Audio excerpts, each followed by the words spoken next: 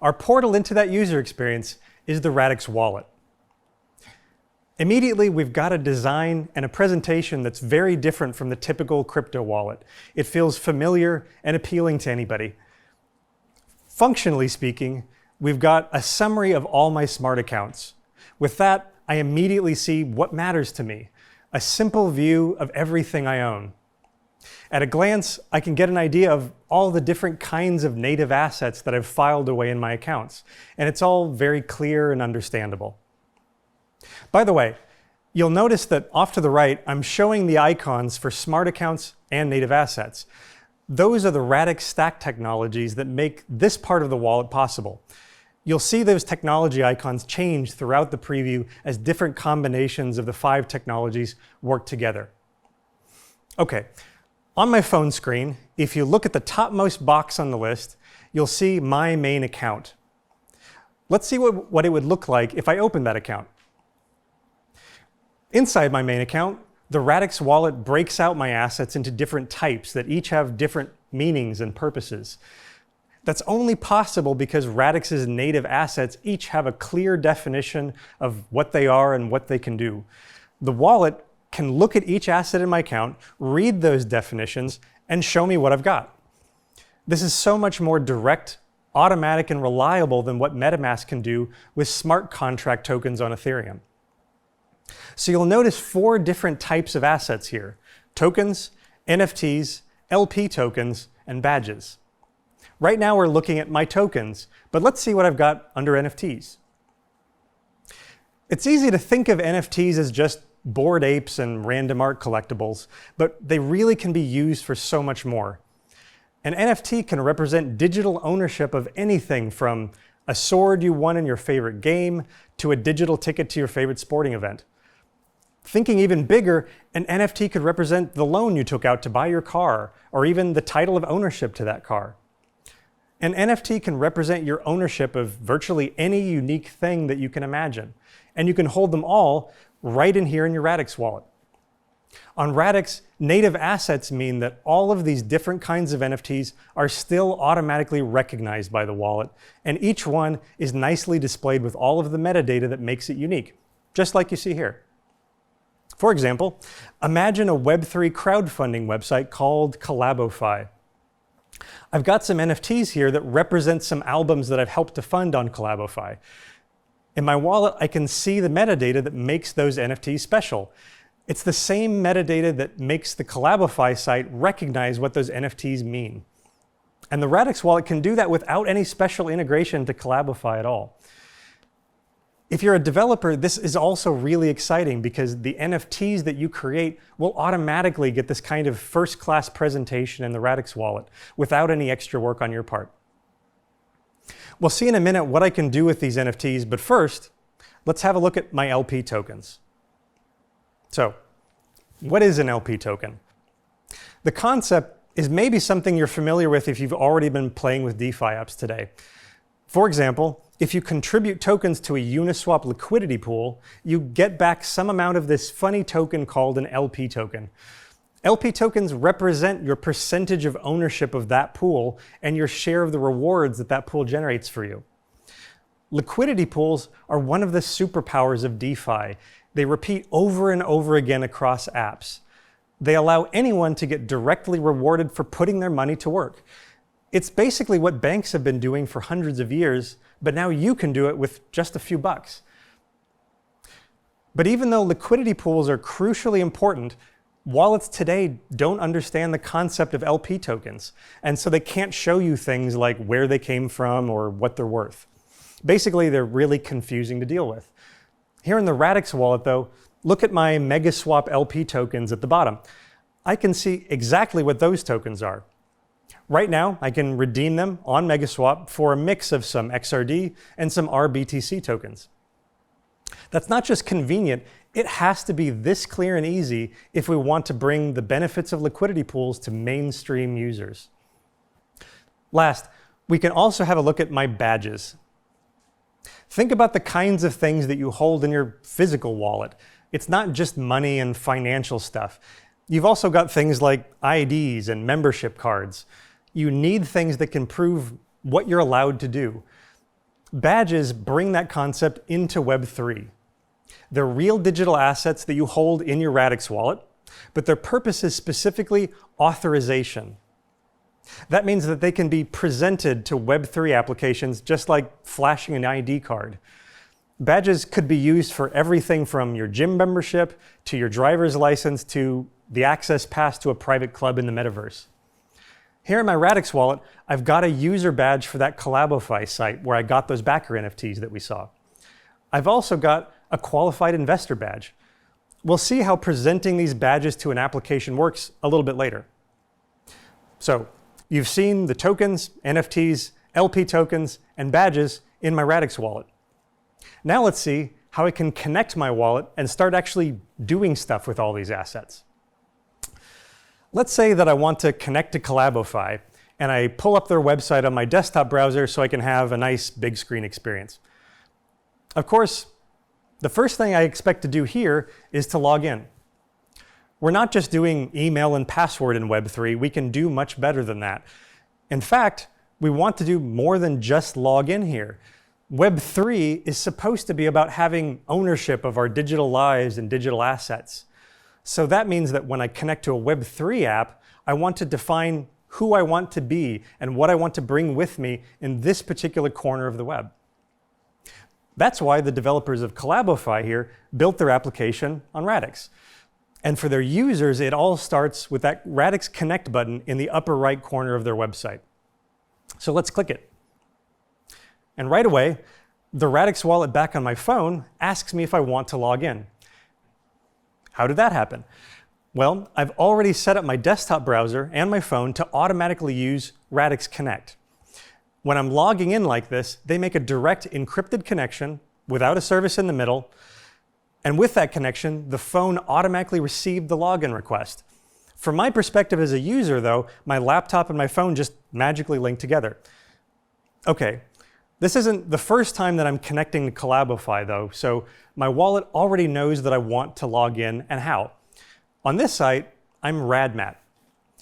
RadMat is a persona. Remember that personas use that on-ledger system that I described that keeps my login secure and recoverable. So let's go ahead and log in here. With one tap, I'm logged in as RadMat. And I didn't have to type in a password to do it. Behind the scenes, my wallet sent the login to Collabify over Radix Connect. And the wallet, persona, and website all conducted a strong cryptographic process to verify that login. That's pretty amazing on its own, but look what's happened on the Collabify site. Connecting wasn't just logging in. In the window under the Radix Connect button, I can see some pieces of information that I've chosen to share with Collabify from my wallet. It's got 2 of my smart account addresses and also my email address and my postal address. This is a really important point. This isn't data about me that Collabify is storing on its servers Web2 style. It's data held in my Radix wallet, and I've given the wallet permission to share that data with this site. I control what I share and who I share it with, and I can keep everything up to date all in my wallet. It completely flips the relationship between me and the apps that I connect to. It puts me in charge. In fact, the next time I connect to Collabify, I could easily choose to connect with a different persona and share a different set of data. This is a fantastic tool for privacy, and the Radix wallet makes it super easy for users. Okay, now that I'm connected, Collabify can see those backer NFTs in one of my accounts and present its own nice view. And now you can see that some of those NFTs have some meaning. One of my artists is actually sharing royalty earnings with backers, and it looks like I can claim some of those. So let's do that. If I click to claim, back in the Radix wallet on my phone, we get our first look at a transaction manifest. My phone received this over the same secure Radix Connect link that I used when I logged in. There's nothing more that I actually need from the Collabify website at this point, so let's just close the laptop and we can focus on the transaction manifest over on my phone. This is a transaction to claim those royalty earnings, and the wallet can show me exactly what's going to happen if I approve this transaction. At the top of the transaction, there's a little message from Collabify explaining that this is a royalties claim. Then moving down, I see that I'm presenting my Collabify user badge. I'm also presenting the backer NFT for this particular album. What that means is that when I approve the transaction, I'll be cryptographically proving to Collabify that I am really the owner of those two assets. Making that possible is a combination of smart accounts, native assets, and the transaction manifest. Presenting assets and transactions like this is a really powerful tool because it means that developers can issue badges and NFTs that safely and reliably control access to different parts of their applications. And for their users, it's completely automatic. Then, after those assets are presented, I can see that the result is I'll have 689 and some XRD deposited into my account, which sounds good. At this point, I want to take a step back and look at how intuitive and clear this whole thing is for me as a user. Everything that matters to me is in the transaction manifest and is shown right here on my phone. There's no possibility of something unexpected happening, and I don't have to trust the website that I was connected to before. In fact, the Radix Wallet doesn't need to know anything about Collabify. And the developers of Collabify didn't need to do anything special to make it look this way in the wallet. The Radix Wallet can give me a view like this for any transaction, automatically. Okay, the transaction looks good, so let's go ahead and do it. If I tap the Approve button, my phone automatically signs and submits the transaction to the Radix network. And now I see that the balance of my main account has gone up, just like I expected. That was one kind of transaction that I might encounter in Radix. But let's look at two others. Say that I want to put some of my earnings to work and I buy 500 XRD worth of tokenized Tesla stock. To do that, I go find a good decentralized exchange that lists Tesla stock tokens, and I enter my buy into the website. In this case, the transaction that gets passed back to my phone looks like this. Again, totally independent from whatever the exchange website told me, my Radix wallet clearly tells me what's going to happen, what's leaving my account, what's coming back. As a user, this is so comforting. It's how it always should have been in DeFi. So anyway, reading for the transaction from the top, first, I'm presenting a badge. This time, it's my qualified investor badge. Why is that there? Well, this exchange apparently needs to make sure that I'm allowed to receive Tesla stock tokens, and that badge proves that I am.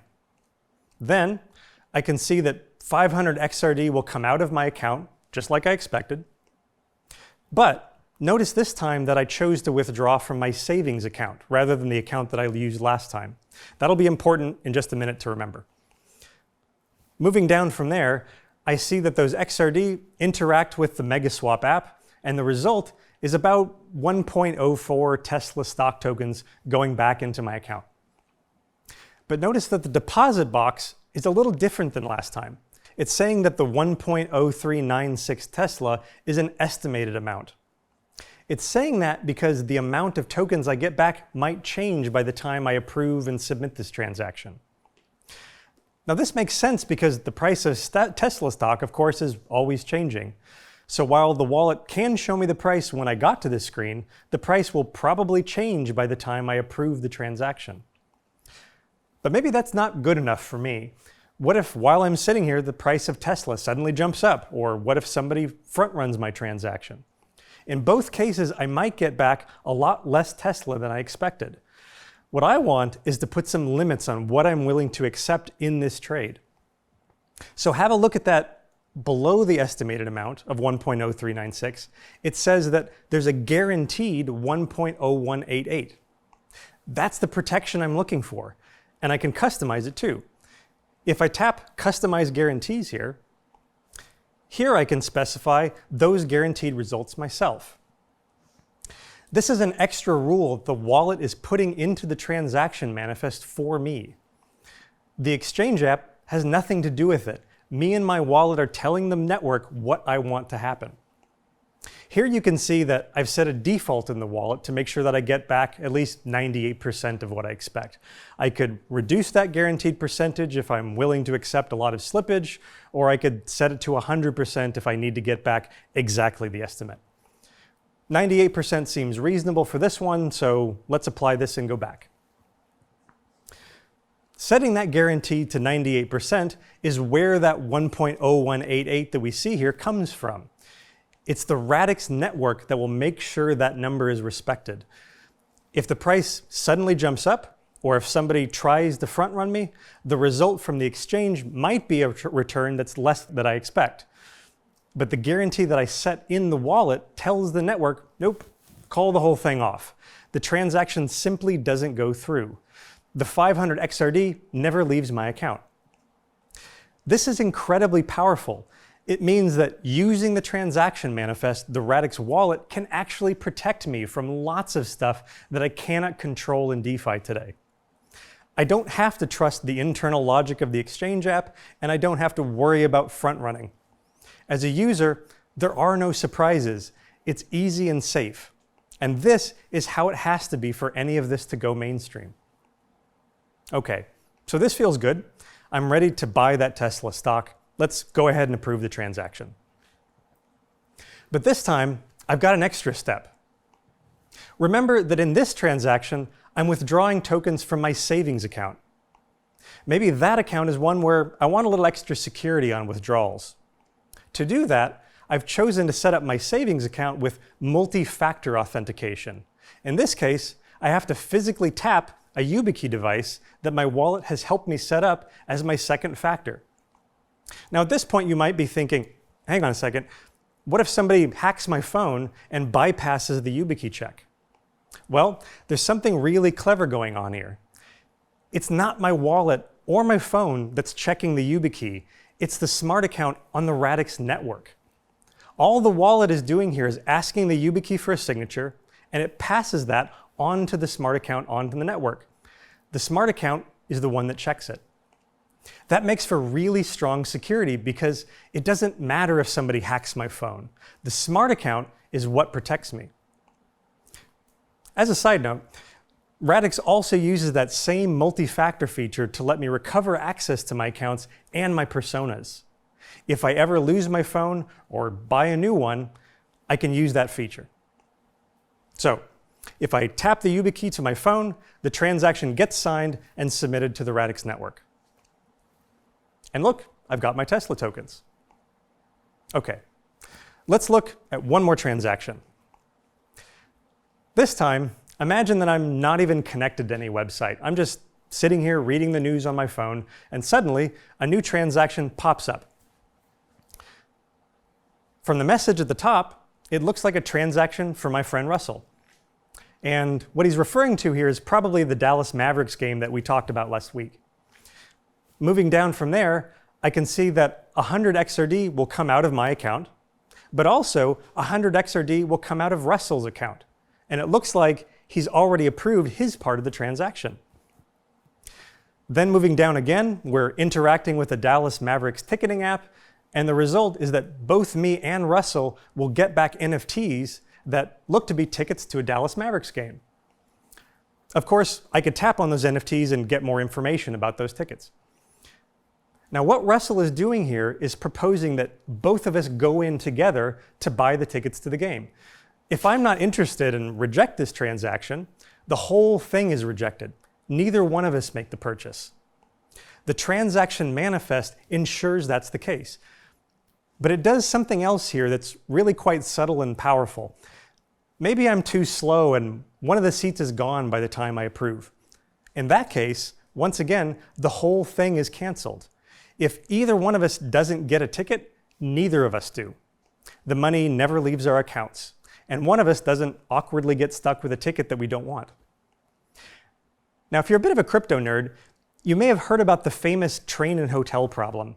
This causes lots of difficulties for developers and their users. This is actually the solution to that problem, and it's done right in the transaction manifest, not in smart contract code. But okay, let's say I do want to go to the game and I approve the transaction and it successfully goes through.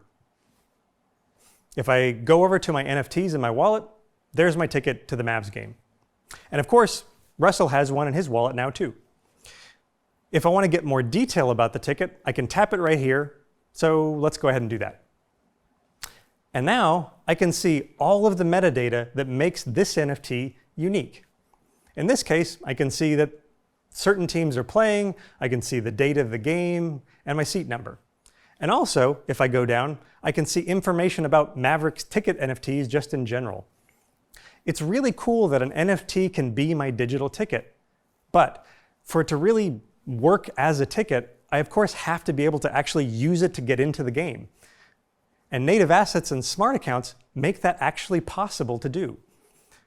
So imagine that I'm in line to get into the game, and at the front of the line there's an NFC tap scanner.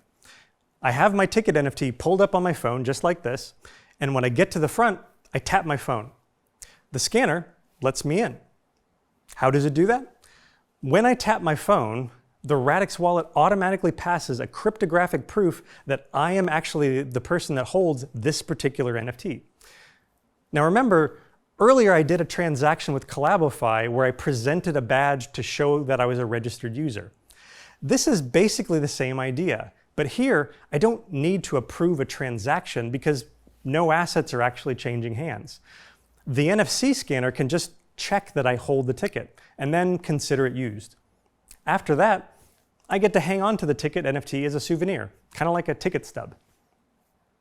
When it's possible to physically scan a digital asset like this, there are obviously lots of really interesting applications that Radix makes possible. In fact, I'll give you another one right now. Let's say that after the game, I want to go grab a coffee for the ride home. I go over to a local coffee shop across the street from the stadium. I go in, and while I'm placing my order, I notice a sign that says, Mavericks ticket holders get a discount on game day. Well, hey, that's me. So when I go to tap my phone to pay, I have my Mavs ticket NFT pulled up and ready to scan, just like I did to get into the game. And when I do, I get a transaction back that looks like this.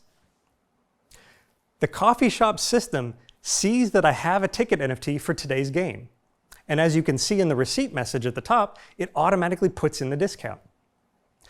Below the receipt message, I'm presenting my Mavs ticket, which proves that I qualify for the discount. And after the discount, I'm paying the $250 from my account. Nice and easy. What I think is so cool about this example is that the coffee shop owner didn't have to integrate to some proprietary Dallas Mavericks ticket app or use a third-party loyalty system. By integrated with the Radix Wallet, their payment system can see any digital asset that I choose to show them, just as if I'd handed the cashier a physical ticket stub. And if they wanted to issue their own discount card, on Radix, that's just a badge. They can create it in 2 minutes work. It's such a simple thing to have digital assets be this easy and intuitive to create and interact with. But it's absolutely key to unlocking Web3's potential.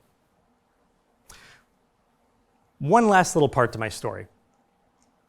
When I get home from the game, I want to brag a little bit. So I'm going to pull up my favorite social media app and start a post. Here's what that might look like. You can see that I'm already logged into this Web3 social app using a persona. And you can see that I'm not just talking about going to the game. The app lets me browse my digital assets and attach actual proof to my post that I'm holding a ticket to the Mavs game.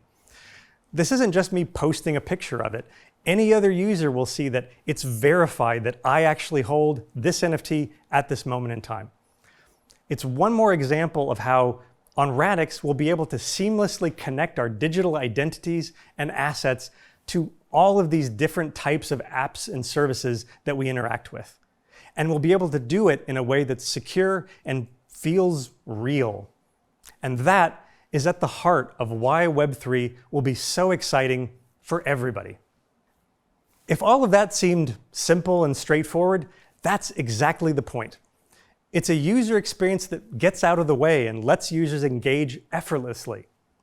That's the kind of user experience that will make Web3, DeFi, and even the metaverse actually relevant to people. And you can't build it on any network except Radix. And remember, everything you just saw is made possible by the 5 technologies that are all included in the next update to the Radix mainnet. So, along with Cerberus, Radix Engine, and Scripto, we can now add an integrated Radix Wallet user experience to our full stack. This means that on Radix, users will be able to connect to a new world of digital assets and Web3 applications in a way that feels natural and safe, not like tiptoeing through a minefield of expensive mistakes.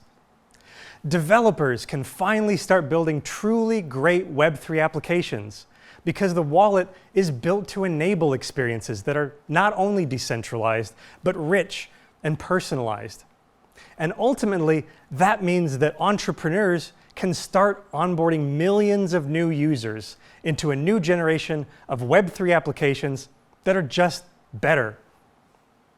I'm really pleased to finally share this first look at what we've been working on with the Radix Wallet, and we can't wait to put it into your hand. It's just one of the big milestones that are coming up for the Radix network.